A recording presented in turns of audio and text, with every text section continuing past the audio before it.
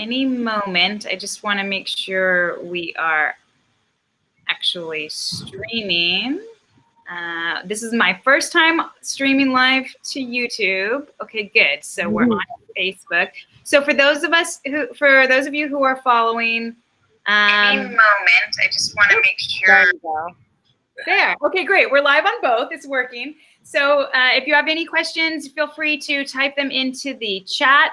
We should be able to get them here. If not, go to the Facebook, which is at TSGO Prods for productions. So we are live. Welcome, everybody. Thank you so much for joining me today, Mae Krell. Hi, thank you. Yeah, so singer-songwriter Mae Krell. I'm really excited to chat with you today. We met through Lunch Club on LinkedIn. Have you been doing a lot of lunch clubs still?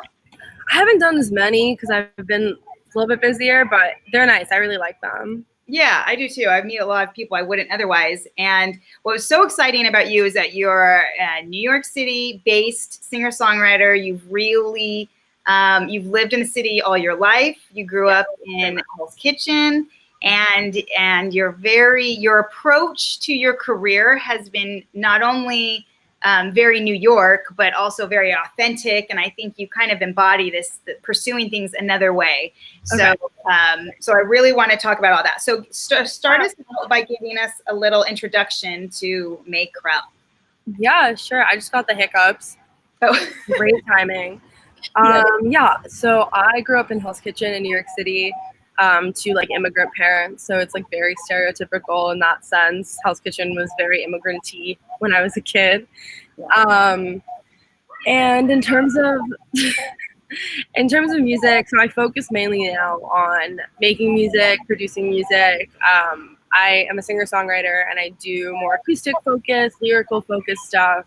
But recently I've been kind of diving a little bit into more produced things, but still leaning acoustic. I think at the end of the day, when I'm playing live, which obviously it'll be a while, I want the shows to be stripped down, because when I think about all the shows that I've been to that stuck with me, it was always like an artist with an instrument just standing there pouring your heart out. And like, I don't want to be any different. So maybe I'll put out tracks that are a little bit less, but that's kind of what I want to be putting out, what I want to do.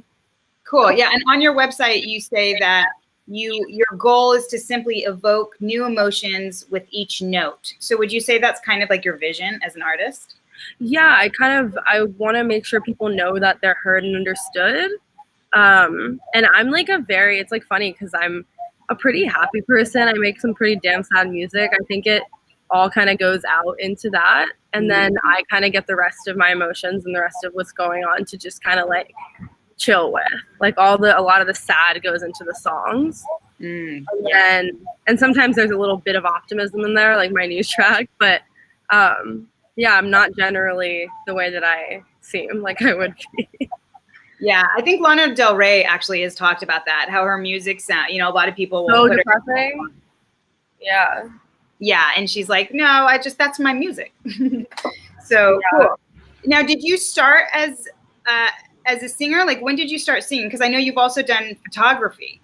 Yes. I was always too shy. So my little sister, who is 17 now, she's an actress and a singer, and she's done like some films and commercials and all this stuff. And she was always the one when someone performed, she'd be like, blah, blah, blah. And she was like always very energetic in that way. And I like very much wasn't. I remember when I told my parents I wanted to play music, they kind of laughed at me, which was quite, it's quite the story. And so I first thought, I was like, well, I love to make music, but I'm not going to do that. So how can I be the closest to that? And in my head, that was being a photographer in the photo pit at concerts. And so I was like, how do I do that? And I kind of figured that out. And then the more I created a career for myself in photography and toured with bands doing photo and stuff, the more I realized that I couldn't stand to watch someone else do what I wanted to do every second and help them advance that, knowing that I'm not going to be doing it. And so that's when I started kind of molding into doing both and kind of like putting that fear away and just trying. And it's gone well. So yeah, people are like, once you figure out you were good? And I was like, I don't know. I still haven't. Like, I just kind of Well, you're 21, 22 now? I'm 21. Yeah. Yeah, so you still have, I mean, it's incredible. I think that you've done as much as you have. I'm I've gonna, built like 5 lives. yeah, I'm putting your website, just because we're on it right now, website for your photography. Cool. Yeah. Into the chat right now. I think your photos are incredible. Your live event photos. You really do capture exactly what you're talking about. This evoking this raw emotion and kind of what inspired you. So the fact that you were able to capture that on photo, I think, is incredible. And you've photographed like Father John Misty, Mr. Wives. Great photos of Mac Miller. So yeah, that's incredible. And then you were able to really transition, because I also love your music, obviously. All right. Thanks so much. Yeah, and you were able to translate somehow that love for that kind of raw emotion to your music. So. Yeah, I mean, I think whenever I wrote stuff, like it always kind of came out that way. Monsters, which was like pretty much the first song I ever put out, that did like incredibly well. When was that? I put it out when I was 18, but I wrote it when I was 16. It's one of the first songs I ever wrote. Okay. I didn't even play the guitar. I remember I like wrote down the lyrics on my phone and like, or some of them. And then I like learned how to play the guitar and then eventually finished it. Like I didn't even play at the time. And it like did incredibly well. Like it's almost at 500,000 streams. I mean, granted it's been a long time, but still it's insane. And like I look back at it and I'm like, oh my God, it's like so baby. Like the lyrics are so like teen angst and sad and blah, blah. But like, I guess I was 16, so. Right, yeah, exactly. Well, I mean, it's translatable. That was the first song that I heard of yours. Yeah, I'm putting that one, I'm putting your YouTube video, because you also have a video for that. My sister starring in the music video that we made for like $50, like 30 of which was Mexican food, so. That's incredible. So that was another thing I wanted to talk to you about, because I think you are, one of the things I talk about in my artist development program is about using the resources that you have, because artists so often are like, well, I have to save up money to go in the studio, and so I have to wait until. Yeah. And one of the things I suggest is using what you've got, and you have really done that to a T. So talk about some of the resources that you've been able to pull in when you haven't had the money to do what you wanted to do. I've gotten really lucky, honestly, just coming from the photography background, that like I have friends who are photographers. And so like when I've needed photos, like I can hit up my friends who are photographers, and then like we'll like plan some kind of like weird conceptual shoot, but we'll go and we'll both shoot each other doing the same thing. So we kind of have made a lot of that stuff really fun. Or like one of my friends, when they were not exposed for being the worst, used to work for Dolls Kill, and we would go and shoot stuff for Dolls Kill and like have all the crazy like props and stuff, and then be like, let's shoot some photos for music too. So I kind of have been lucky in that sense that I never really had to shell out money for photographers, especially because it's expensive, but it's expensive for a reason. Like it's not like it, you know, it's understandably. And that's been with like music videos too. Like when I started working on these recent singles I've been putting out, I decided I'm just going to film all of it myself. So I bought one of those like old video with the big video cameras like over here, and just started carrying it everywhere. So my friends and I went to go to the beach at one of my friends' houses who grew up in Long Island, and we filmed all of it. And we went apple picking and made pies and did all this stuff. And I'm so grateful for everything I have in my life today.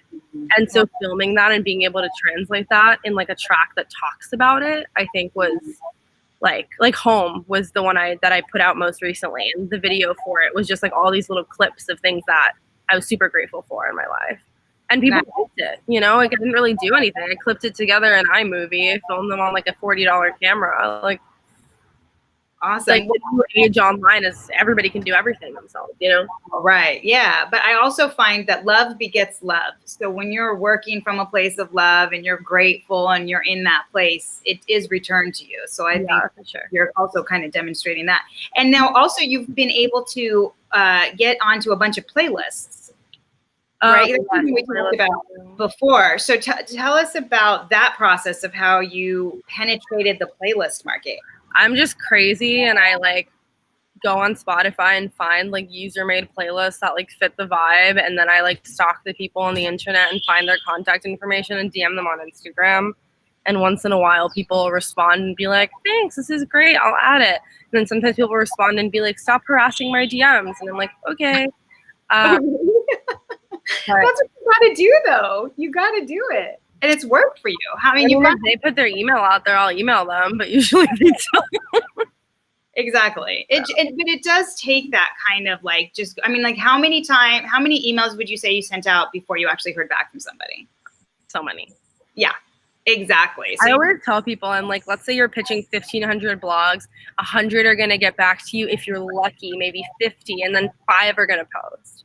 Right. Because like, you never know when you're hitting the inbox, like, you know, and it's like, there's all these different, you can't like expect people to, like the same way that you're busy as an artist, like think about if you were higher level and people were reaching out to you to collab all the time, like when would you have the time to respond to them if you want to do music, you know? And it's the same thing for publications, and especially in COVID, all the writers are laid off, so it's very different. Yeah, totally. And now, and then also another way you've kind of done that is through a lot of barter with your friends. So like you'll photograph somebody, right, and then they'll kind of help you out with. Right? Yeah. Like I've done some. Like I remember I worked with this one producer very briefly in Brooklyn. And he kind of taught me all the basics about studios before I knew any of it. And so I shot some producer photos for him for his site, and he like showed me around the studio and explained, like, let me touch all the mics and explain how they worked. So I've done stuff like that with people I found like on Facebook.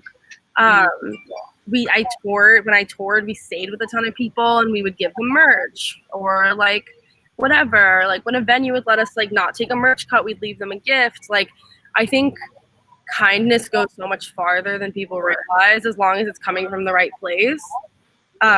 People just want to support good music. If you give them the opportunity to and you're kind to them, then like why wouldn't they help you out? You know, if you're not using them, if you're not going to step on them and go to someone else. Yeah. And how did the tour come about? I can't believe you've already toured and everything. I'm a chaotic, crazy person, and after moving back to New York, after living in Utah, finishing high school, I was like, I'm putting out my record in February. Why don't I tour it? Like, I'll push it. I'll do DIY gigs, blah, blah, blah. I was like, great.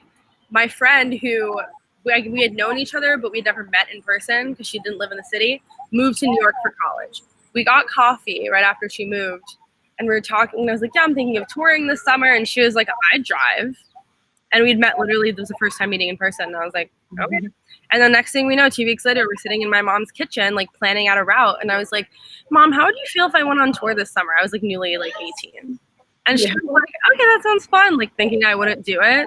And then like fast forward 2 months and we're like mailing out tour posters to like 50 venues throughout the country. And my mom is like, oh my God, like, oh shit. Like, you're actually doing it. It really was just me being like, I want to do this and then doing it. Like, that's pretty much how everything in my life has come about. Being like, I'm going to do this. And then I did it. How did you find the venues? Be like that, but. No, it's great. How did you find the venues? The internet. You just Googled a very powerful place.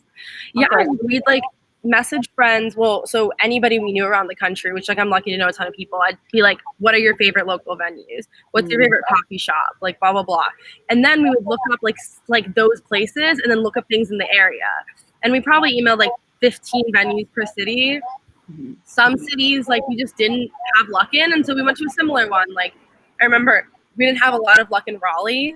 So we booked a house show in Youngsville, which was like outside of Raleigh. And we played at this like in this room, and her mom like ordered pizza and she brought all her friends over and we sold like a ton of merch and it was super fun. So you know. Nice. Oh, cool. I bet you have a bunch of amazing stories from the road. Yeah. So many kind people literally everywhere you go. I like grew up in the little bubble. I mean, New York is obviously not sheltered, but I didn't like I had this idea that like the South is going to be really scary as a queer person. And like, I had this like, you know, like all these different concepts of what things were going to be like. Cause I'd never been anywhere. Like I'd been to like 3 states before I toured. And then like, I had this incredible experience and met like the kindest, most beautiful people, like absolutely everywhere. And the country is beautiful too. So. Yeah, absolutely. So, and actually on that note, so tell us describe your style for us, or I guess more like a brand. If you, I mean, people can obviously get a feel for you, Right, for sure. I think right away. But tell us, if you can, like how you would describe your brand.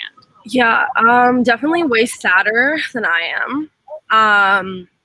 I think that a lot of what I've kind of built up has been this concept of like, I am just like you, and I make music that you can understand and connect to. And if you make music too, that's really cool. Like, kind of like this very like reachable thing. Like, it's like you're right in arm's reach. Like, I often have people like fans like DM me on Instagram. I always respond when I can. Like, I try to like keep in touch with fans that we met at shows throughout the country. Like, we had someone fly from Florida to come to a show in Brooklyn because like we didn't have a show in Florida. So, I mean, it's just kind of, I think a lot of my brand is just like a very like basic, like this is who I am as a person, and that I also make music, and I am also this and that, you know, like A, B, and C. Like, I am this person.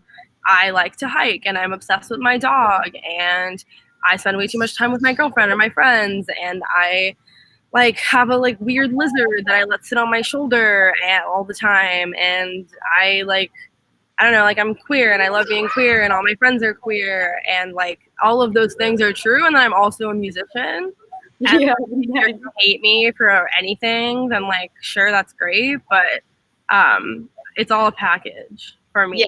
Like I haven't. It's rare that I have people who listen to my music who don't also like have an idea of who I am, because I think it's very much so that type of stuff, if that makes sense. Totally. I mean, approachable, I think for sure, and just authentic. That's why I like it, and that's why I wanted to ask about it, because it's not like, oh, I am this little box over here. I am just like Taylor Swift or whatever. You are uniquely Mae Krell, you know? And I think you do that very well. So, you know, that's a good thing. Yeah. So it served you so far. Sure. So now you've played everywhere. So one of the things I wanted to ask you was, what is your take on the difference between Brooklyn and Manhattan as far as the music scenes go? Oh my God, Manhattan has no music scene. Lower Side does a little bit. It's like really, I think it's all about like the city's issues. Like, unfortunately, Manhattan got too expensive. Everybody can't afford it anymore. And to be able to run things DIY, you have to have space, and you have to be able to afford that. And now Brooklyn is also becoming unaffordable, but when it was, there was space to pull shows. Like, I remember in high school, the amount of parties I would go to that like then you just show up and there's a band playing in the backyard, but like you have to have space for that. And I think because of that, New York City kind of lacks a local music scene. Or Manhattan, you mean? No, Or in general. I don't think the music scene in New York City is strong. Like, I've not spent strong. time. Sure. It's And we get some big people coming out every so often. Oh, you know? no, the shows are incredible, but I mean more on like a local level. Yeah.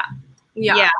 I mean, it's interesting, space issue. I see that. I mean, I think there are, I'm trying to, of course, I can't think of any of the bands, but I mean, wait, what's the name of that bear? There's something, Minus the Bear. Didn't they come out of Brooklyn? I don't know. Mr. Wives are from the Bronx. The what? Mr. Wives are from the Bronx. Oh, Mr. Wives. Yeah. I mean, there are some bands still. Yeah, I mean, I really honestly, and this is what I've told a lot of artists this, I think that it's hard to have a local scene that builds up smaller artists when most of the artists are people who came here from somewhere else. I think that local scene builds when you have artists that you want to, like, you see them and you think they're talented and you want to bring them up. But when a lot of artists have come here already having done that, they kind of have this like pretentiousness coming from somewhere else, and they think they know how things work, and they don't want to support other artists. And it's just like, I think people forget that there's space for everyone. Like, everyone who's talented and sticks around long enough finds a way to make a career out of something related to the arts. Like it's, but I think people, they don't stick around long enough, and they like don't want to compromise. You know, like I have a lot of friends who toured for 15 years, and then they wanted a family, or then they wanted to be in one place, or and they wanted to have no back problems or whatever. And that doesn't mean that they gave up. They chased their dream for 15 years, you know? Yeah. There was a really interesting commercial during the VMAs. Did you watch the VMAs by any chance? I did not watch the VMAs. That's okay. But there was the commercials, they were like Super Bowl commercials. But they were uniquely for music. There was one where they took one song, or actually it might have even been part of the VMAs themselves, but I think it was a commercial. Oh, are you talking about the Julia Michaels song? Where they like had all the artists sing it, the JP Sax and Julia Michaels song? Yeah, and they did it in each neighborhood. Like they did a Lower East Side version. Oh, no, I don't know. There was a couple different ones, but this one, it was the same song, and I think it was a famous song. My memory is like I said, but they did the same song in like a Lower East Side style, a Brooklyn style, a Bronx style, and it was really cool because it really gave the city, you know, like these flavors. We do have, I think that's the other kind of challenge that New York has, is that we have very different flavors. Like the Bronx music scene is very different. Oh, different, yeah. You know, so yeah, that was kind of interesting. And then LA. Now factor in LA versus New York. Anything got me started on LA, I hate it. I know. I can't be that mean. I haven't ever lived in LA. Maybe if I live in LA, it can happen. But you did some shows there? I did play some shows in LA, yeah. I have a friend who's based over there who really loves it, who's from Long Island.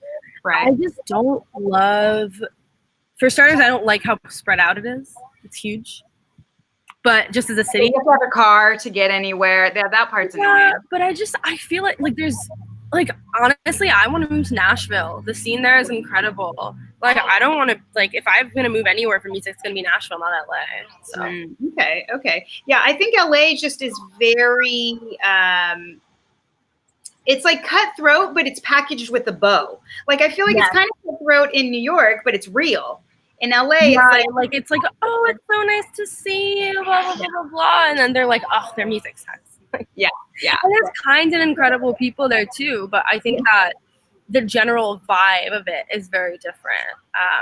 But then again, like outside of LA, like California in general, San Diego, Sacramento have incredible DIY scenes. So many great bands in like the local scenes, but I don't know about LA's local scene. I don't know. Right. I mean, there's much more rock and roll than New York, for sure. Yeah, there's like a surf rock band that I work with out in California that I like love. So yeah. So Nashville. So you're thinking of Nashville. Is that do you think that's in your future? Is that the future of Mae Krell? Is in Nashville? No, I don't know, man. I want to leave the city. I want my dog to have a backyard. I'm done. Already? At 21, you're done with New York? Not done, but I don't know. I think I had like my friend and I recently, this a couple months ago, pre-COVID, road trip to North Carolina to go to a show because we're crazy. And I just like, all the bands were from Nashville and they had all met just like at writers rounds and we're talking about how incredible the scene is and how much they love it. And I just kind of was like, I like had a weird moment where I was like, damn, I don't want to be like 25 or 26 having never left my hometown. And like, granted, my hometown's New York City, but I didn't go to college. So, but you said you went to high school in Utah. Oh, I spent a year there. It doesn't really, in my head, it doesn't really like. It was very different. I went to like boarding school kind of for like a year. It was very like controlled and it was great and it helped and I graduated, but I wouldn't consider that like really living somewhere else. Okay. Like I want to just like pick up and go. I'm like that type of person. I'm always traveling. Right now, obviously not, but I have friends who live in Florida and in Canada, blah, blah, blah. I like track the Google flights and the second they're cheap enough, I literally just buy a flight and I go. Like my dog's been to Canada like 3 times. Yeah. I bet you would love Canada. I mean, the music scene in Canada is great. It's cool. Yeah. I like Canada. So, I just totally lost my train of thought. I thought you froze. But Nashville. We were talking about Nashville. Yes. I love Nashville. Yeah. Oh, I know what I would say is that I would love to interview you in like 5 to 10 years from now when you're deciding, I have to get back to New York. Oh, probably. Well, I grew up here. My parents are like waiting for my siblings to graduate high school because they want to move back home, like out of the country. And so like, I don't know if like 10 years from now, I can even see myself being in the country because I'd want to be, if my whole extended family already lives far away, if my parents are going to leave too. So, I mean, I can't, like, I hate the whole, like, where do you see yourself 5 years from now question. I'm like, I don't know, playing music, probably having a second dog and like traveling with my animals. Like, that's like all I can tell you. Like, I have no idea. I don't know what I want to do. Like, like being 26, like, don't know. It's just so foreign. But I love that because I think the attitude of just staying present and, you know, really dealing with what's right in front of your face is, you know, important. Yeah, and obviously being like financially smart, because like I think there's the whole like idea that being spontaneous means that you have to like not save and like not like have all these things that are really important. But I kind of like have tried to cut a balance between being financially responsible as like a young person and like also being able to just like do stuff. Like my friends and I are going camping, like our small like COVID safe circle, tomorrow and Friday. And we just like decided to, one of my friends just got COVID tested for his job, and we literally just decided to buy him a ticket to New York, and he's literally just coming. He's coming in. We bought a ticket for him at 1 p.m. and he's getting in at 9, like 1 p.m. and he's coming in at 9 p.m. He's on his way to the airport right now. We just like bought him a ticket. We're like, you want to come camping this weekend? Let's fly you in. Great. I love it. And that's like the type of person I am. You know what I mean? And what the people around me are like too. And I love that. But that doesn't mean that we like are, you know, also a mess. Like we're kind of that in between. And you have a single coming out here very soon. I want to make sure we plug that. Here, let's get the artwork for it here. So tell us about that. Yeah, I'm super stoked. Wash I wrote it a little bit ago, but it's definitely slightly more optimistic than my usual. It's also slower. It's very acoustic. We have some like tapping on a bathtub and water and all these different samples in it. That's cool. And it's pretty much just like the like lyric it was built around is it'll all come out in the wash, essentially. Like someone once told me it all comes out in the wash is kind of the like main lyric. And it's just kind of like talking about how like things are hard and time sucks and like you look ahead and like everything's blurry, but if you let it, like everything's gonna get better, kind of. I love and you have to give it time. And then that photo's in Sag Harbor. My friend Casey took it on film and we decided to use it, which is super fun. She's a writer, so she was like, ooh, my photo on a record cover. But yeah, I mean, we just like popped it on and I hand wrote stuff on my friend's iPad and that's it. Like that's how I make album art too. Incredible. Like I throw a photo and I hand write stuff on my friend's iPad. That's another thing. You don't need anything like fancy. And that's out October 16th, right? Yeah. And where's the best place to get your music? Spotify, Apple Music, Bandcamp, SoundCloud, Deezer. I don't know. Anywhere you listen to music, it's going to be there. But I try to make sure that it's on SoundCloud and Bandcamp like on release day. So like it's accessible if someone doesn't have like a streaming subscription for whatever reason.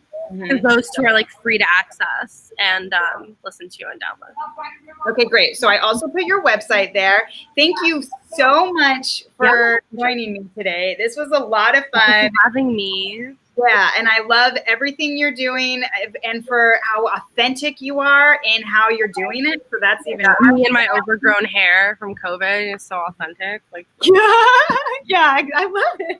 So bad. It is authentic. So any final words you'd like to share with the world? Just saying, thanks for listening, and I hope that you are able to kind of take something from that and pick up and do whatever you want because it's all possible, you know. Word. And I will catch you again in about 10 years because I'm God. where you're at. Okay. So, all right. Take care, everybody. Bye. Take care. Bye.